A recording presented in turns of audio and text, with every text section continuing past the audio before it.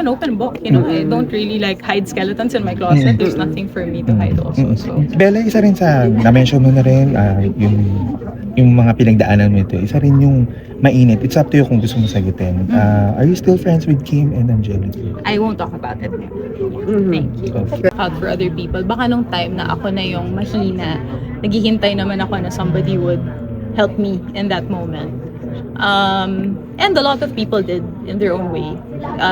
My support system supported me in their own way. So, it might not be the way I do it. They don't have the same platform I do, or they're not as vocal as I am, but I got the support I needed. And usually kasi dun sa project na yun, di ba, what's your process like as an actress? You still did it spectacularly. Thank you.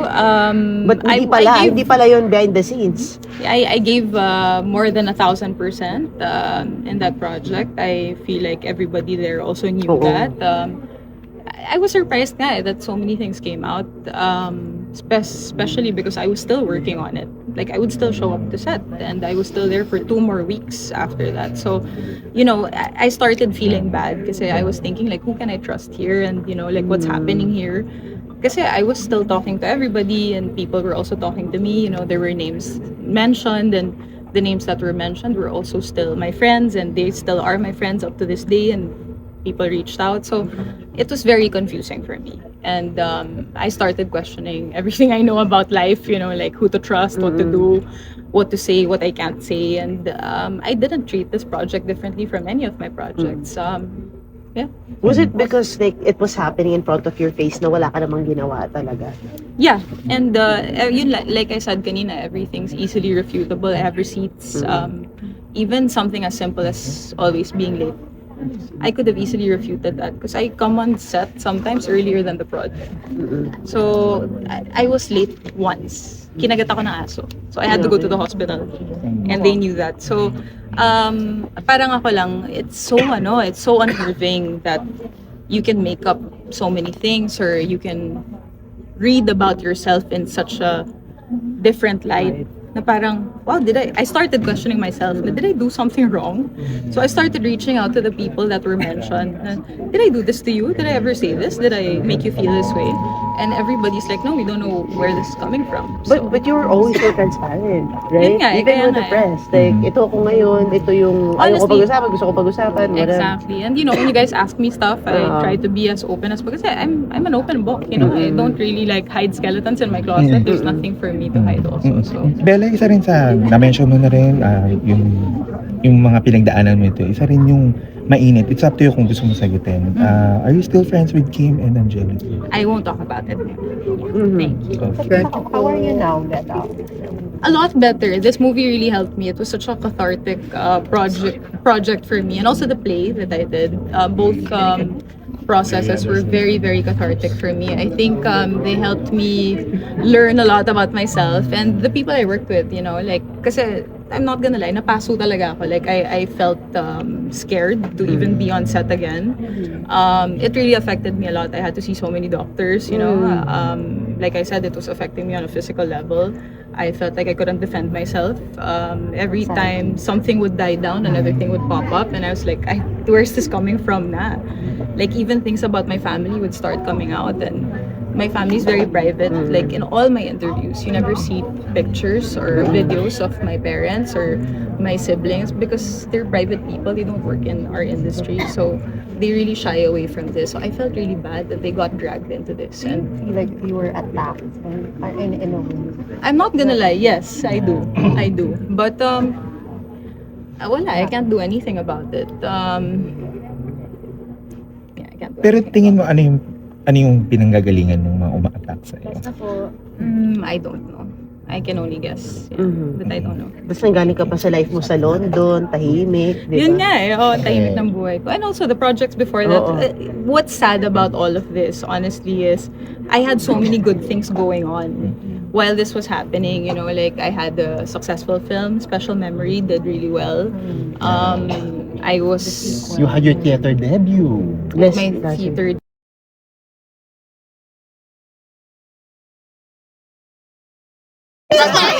Story. Nanay, Yes. ano ka naman? nanay bigla. Oo. Ay, bakit hirap nun? Oo, very... At saka I love it kasi personally, gusto niyo pong sabihin natin? Sorry, ako. Kanina po ng house music. Sa'yo! Ako pala yung Oo kakanta nga. siya. Akala ko ikaw yung kumanta. Parang Akala ko boses din. mo. Pero hindi naman ako nag-record. Oo. Perfect tong role na to sa akin kasi nga parang ako din marami akong inaanak, marami akong pamangkin pero I don't have feeling ko wala akong motherly instinct. So bumagay yung character.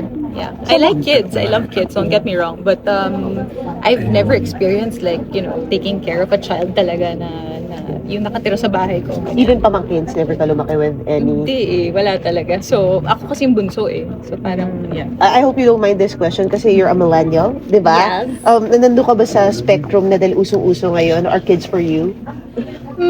I thought baka hindi. Like before, I used to think na okay ako kahit wala. I always dreamt before of kung pagbibigyan ako, I would love to adopt a child one day. That was always in the back of my mind. Pero I also don't want to do that na okay lang po kayo child. Ayoko din gawin yun ng ganito ako ka-busy. Kasi syempre, a child deserves your attention and your love and your care. So ayoko siyang gawin na ganito pa yung ang dami ko pang ginagawang trabaho. And mahal na mahal ko pa yung ginagawa ko right now. So, baka not soon. So, nag-iiba rin pala. Kasi before sabi mo ayaw, not in the horizon. Ngayon parang, okay, not now. Yeah, But, not now. May inspiration ba tong life after you sa naging sharing mo na yan? I think may ilang projects. May nakatrabaho din akong mga bata sa yung libro sa napanood ko sa Korea na ang babait, ang cute, ang tatalino, tapos nakikita ko noon na kahit ang liliit nila, ang galing nila magtrabaho, mga Korean kids. So sabi ko, parang nakakatawa din naman. I think doon nag-start. Like doon ko siya unang naisip. Kailan yun? Mga 2-3 years ago. Oh, that's so nice. Bella, kanina na-mention mo doon Yes. sa beginning ng Q&A, bago ka mag-umpisa dito sa projects, may pinagdadaanan ka. Yeah, a few things. Nakatulong ba siya dito? Hindi. I don't usually bring real experiences in my life to my projects. Parang, kasi kung gagawin namin yun bilang artista, hindi kami ever mag-heal. That's my personal process. I don't know how, other people do it. But I try to really just study the character. So, kaya nga sabi ko, baka it's a disservice if, I was feeling bad. Like, or mabigat yung pakiramdam ko tapos papasok ako sa project. So, I wanted to feel good first before beginning sana. Kaya lang, life doesn't always work how we want it to. So, Na-mention mo rin parang kanina naka-affect yung pinagdaanan mo na parang ayaw mo nang tumuloy sa pag ginagawa mo ngayon. hindi ko naman din talaga siya bibitawan pero kailangan kong humanap ng paraan nun na para maging okay ako or like yun nga na in a way siguro to start feeling better but yun, Inay and Direk Marla, the whole production, they were so helpful. Kasi I was also in and out of the hospital. It was starting to affect my health. Parang I was so stressed out, I couldn't sleep. I started losing so much weight. Like I dropped to 48 kilos. Like it was starting to affect me on a physical level. But everybody here was so kind. If you don't mind, ano yun? Ano pinagdaanan? Several things, but I'm not gonna lie. I'm also not gonna tiptoe around it. But it was mostly work stuff. I was reading a lot of things and hearing a lot of things na I could have easily also refuted or spoken about. Kaya lang at that time I was also still part of the project. Parang I didn't want to do anything. And honestly, I lost my fight. Parang I felt like this is so unfair, so I didn't want to say anything. Yun nga, you didn't want to say anything. Usually you're so vocal about things. I'm usually vocal yun nga. for other people. I'm vocal for people who don't have a voice. I'm vocal for situations that I find are, ayan na. Shut up. Tinatawag na nila tayo. Yun I speak up for people who can't speak up for themselves.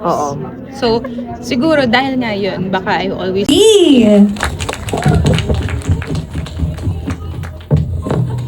Hello, Danny. Please stay here in the middle and say hello to our dear friend. Very good. Let's take your photo, Danny. Our official Viva camera. Please face here. It's Bella Padilla. Hello! Good afternoon po! Ayan, katulad ng sabi ni Direk, thank you for joining us kahit maulan, masama ang panahon. Pangit ang panahon pero maganda yung pelikula. So thank you for joining us. Ayan, thank you po! There you have it. Bella, please face our official camera. Strike a pose. And lastly, Bella, before you sit down, please take a look, okay, at our dear friends from the media. One photo in 3. Hello everybody. Umuulan. Upo na po ako. Salamat po sa pagdating ninyong lahat. Kahit umuulan, nandito kayo. Salamat. Maraming salamat.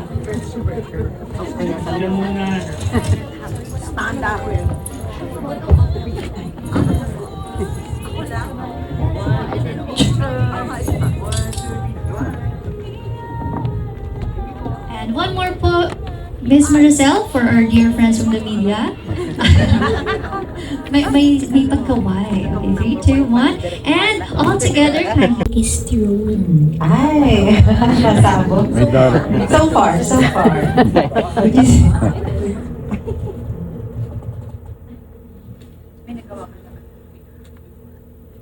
Hindi pa. Pero ano na lang, Danny, biggest so far. Pero kamusta naman on set? How was it like working with Miss Bella at saka si Miss Maricel?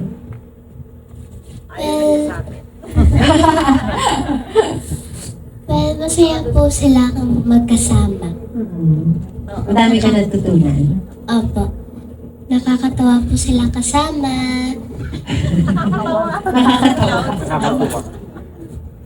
Okay, thank you, Danny. Life after you? Kasing sakit yung kwento. Sa ibang angulo, mas masakit. Pero, hindi parang pareho yung kasi hindi naman, parang pareho, pero yung twist lang iba. Iba talaga. Tapos, kamusta yung working relationship mo with Bella? Ay, napakabongga. Kasi wala kaming ginawa kundi magdaldalan. At saka, iyakan yung mga eksena namin. Pero kami dalawa, tawa kami ng tawa. Kasi nagkakamot, ano ba nangyari sa mga to? Ano ba nangyari sa mga artista ko? Kasi nga masaya kami. And she's very intelligent. She's a good actress. And she's pretty. At may K siya. Meron siyang K. Sinasabi ko niya, meron kang K, anak. Okay, thank you. Para kay Bella. Bella, ano yung mga bagong discovery mo tungkol sa kanya? Ang dami. Actually, first time ko po makatrabaho si Miss Maricel ng ganitong Miss Maricel ni Inay ng ganitong capacity, yung talagang halos lahat ng eksena magkasama kami, no? Kasi noong una kami nagkatrabaho ni Inay, halos extra lang talaga ako noon eh. So I would watch her from afar. Iba yung nakakasalamuha mo talaga siya na si Inay sobrang lambing. Morning pa lang, magkachika na kami, nasa dressing room ko na siya. Hello? Oo. Yes, ganyan. Meron na siyang handa ka na ba sa chika? Tapos morning, as in morning hanggang ma-pack up. Minsan, pack up na yung isa sa amin. Hindi pa kami uuwi. Naghihintayan kami. So, ayaw umuwi. Parang natutunan ko kay Inay lalo yung, siguro nabalik sa akin yung, kasi when I entered this project, I was feeling a bit, siguro sad or parang heavy. She made me remember why I love this job so much. She made me realize also na, yun nga, it's not always, parang, I guess, sunshine and rainbows in our profession. Kasi parang my whole life, I treated this job and this profession that way. And then, yun nga, parang it got challenging for a bit. And then Inay made me realize why I came here in the beginning, why acting is so important to us and why we love it so much and why being a storyteller is so important, especially in times like this, like our country is going through such difficult times. Like it's so nice that we get to tell stories that give hope and, like make people feel good. So she brought that back to me. So I'm very thankful. Malungkot kasi they cannot put a good actress down. Sabi ng tatay ko. Yun naman ang sabi ko sa'yo ngayon. Kaya huwag ka nang malungkot, anak. Thank you. Hey, sorry. Bella, may following question. Bakit ka raw malungkot? Siguro ano lang, stuff at work, you know, like mabigat lang yung Tapos yun, naglilipat akong bahay. Parang nagsunod-sunod. Like, I was doing a lot of things. Yeah, yun lang naman. Nothing specific. But parang I was going through a tough time. And then, I also felt bad kasi and also health concerns. May mga health concerns ako nung umpisa ng project. Nahiyang-hiya ako kala direct kasi parang pabalik-balik ako ng hospital, and then, you know, I had to update them constantly. I had to choose projects, and I didn't want to let this one go kasi ngayon ko lang makakatrabaho nga si Inay ng ganitong capacity. So I felt like it was important for me to stay here. And yun, parang mabigat yung feeling, and I didn't want to enter a project feeling that way kasi parang disservice sa mga katrabaho ko. So I kept saying I was okay, or I kept, you know, like, coming to work. Pag tinatanong nila ako, kamusta ka today? Lagi, okay. But, syempre, sa loob, may iniinda ka, diba? But, parang si Inay, nag-gets niya kagad or nakita niya kagad na hindi ka okay. So, eto, may lagi siyang may advice per shooting day or, na kahit wala kang sinasabi, nag-gets niya kagad. So, nanay na nanay nga. Okay, thank you. Bagong proyekto. Siyempre iba naman ang twist, iba naman yung ano, tsaka iba yung mga kasama ko. Ngayon, wala akong yung asawa dito, tapos na kasi. Tapos, pero pinakita yun, may pinapakita si Director. Parang flashback. Tapos, nag-concentrate ako sa kanilang dalawa. Yung talagang, nanay ka ngayon, di ba? Wala kang asawa, o anong gagawin mo na? Alam nga, tumanga ka lang, di ba? Hindi, mag-aalaga ka ng apo, mag-aalaga ka ng mamilitan. Yung life ko after my mom, kasi siya yung aking rap. Yeah, 17 years din. Yun, kung alam mo na, nakikipaglaban talaga ako, nakikipagbuno ang kalooban ko dahil ang hirap. Kasi hindi mo naman pwedeng kalimutan dahil hindi mo na makakalimutan yun. Yeah. Tsaka, you just have to get used to it siguro. May times na hindi ko patanggap. Hanggang ngayon, 17 years na. Yes. Nakita ko nga, nandun tayo sa anniversary niya. Yun. The way you miss Mami Lynn. Feeling ko my dad. Kasi he's very supportive with my work. Pag may bago akong pelikula, kahit di niya naman naiintindihan, usually send ko na yung trailer sa kanya, or pag may eksena akong gusto, pag dubbing, mag-video na ako, send ko sa daddy ko. Magko-comment na siya kahit di niya naiintindihan yung dialogue. So, nagtatanong siya minsan kung anong tinatanong niya what's happening in the scene. Or minsan, he doesn't even ask. He'll say, I really love this. I felt this, ganyan. So parang, I miss him in moments like this. Kasi, ito, starting a new project, or like, you finished a project.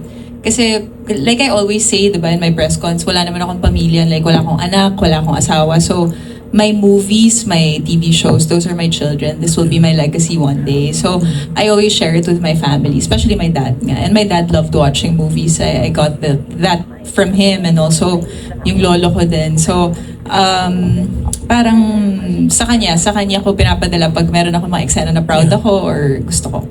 Pero ano naman, ganun, di ba? Ano nga ba yung dialogue natin? Kalimutan ko minsan. Walang ganun naman. Pero, hindi ko kasi sabi ko kay Bella, anak, alam mo, isa lang naman panlaban natin dito, yung puso natin. Kung anong nararamdaman ng puso mo, lalabas sa mukha mo. Diba? Kaya, wala namang sekreto. And nabanggit po ni Bella kanina yung natutunan niya sa inyo. Kayo po, ano natutunan mo kina Bella or sa ibang mga Na sana kasing payat kami. Diba? Kasi, hindi, ngayon pumayat ako ng konti, pero iba yung gano'n, naka-corset, diba? Tapos umaga niya nag-glide, dapat naglalakad. Sabi ko, pero ako kay Bella, ang natutunan ko sa kanya, hindi kasi madamot yung bata. She's not, yung, hindi niya pinagkakait yung eksena na, let's say, kung sa rehearsal, ganito, tapos pag-action, iniba na. Hindi, walang, honest siya. Tsaka mapagbigay din ng bata. Hindi siya yung kinaangkin niya lahat. Hindi ganun. Thank you. Buti pala pwede pa siya sa Okay. Yun. Salamat po. Yes. Next question is for Bella. Nabanggit mo kanina, first time makatrabaho ang Diamond Star Yes. sa Maricel. Any particular scene na masasabi mong proud ako na naging eksena namin at naka-eksena ko si Miss Maria? I think given na yung drama scenes, syempre lahat naman tayo meron na tayo napanood na project ni Inay Yes. na talagang we were so affected or we felt her emotions. Pero yung comic timing ni Inay, grabe. May mga eksena dito na pag-cut na, hindi, yung cut na sa script, hanggang dito lang yung dialogue. Tutuloy siya ng tutuloy, mag-a-adlib siya ng tuloy-tuloy na minsan nandun lalabas yung magic ng eksena. Meron kami eksena dito na pumunta kami ng albularyo. Tawang-tawa ko sa mga adlib niya na for the first time in so long, I broke character. I couldn't anymore. I just started laughing. Yung character ko dito masungit, hindi dapat ako natatawa sa kanya. Like, lagi akong buset sa character niya. Hindi ko na napigilan, nagtakip na ako ng mukha kasi tawang-tawa na ako sa mga pinaggagawa niya. Ang dami niyang sinasabi na wala sa script na it adds so much color to the story. And I feel like that's the magic of working with, our legends. Like, yun nga, the Diamond Star, di ba?